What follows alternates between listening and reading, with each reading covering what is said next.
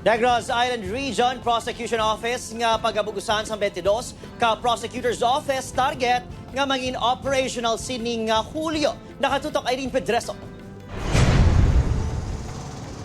Nagakinahanglan sa masangkad nga pag-intindi ang publiko sa proseso sang pagpasaka sa reklamo kag importansya sang pagsunod sa legal nga mga tikang suno kay DOJ Secretary Frederick Vidal. Gani mangin dako nga bulig kun mangin operational na sa Hulyo ang Negros Island Region Prosecution Office. Sang Martes, nagpakikita ang tiglikom sa pila ka local chief executive sa Bacolod City kag Negros Occidental. Ginistoryahan sa Sinapol ang pila ka tikang para sa transition nga himuon antes establishar ang 3 ka provincial prosecutors offices kag 19 ka city prosecutors offices sa rehiyon. Ang opisina ay dapat nakalocate sa Negros Occidental. Yun ang requirement.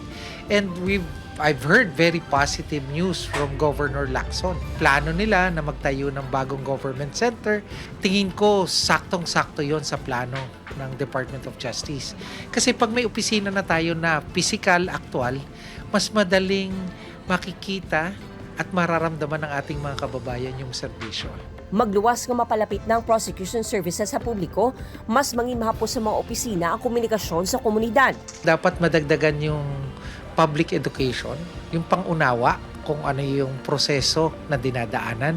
Minsan akala nila ng ating mga kababayan, pag narinig lang sa may nag-expose, may kaso na yon. Diba? Hindi naman ganun ho kasimple yon. Base sa mga pahayag naging pagwa sa pila ka local chief executive sa probinsya, suportado nila ang ginistoryahan nga tikang kaupod ang DOJ.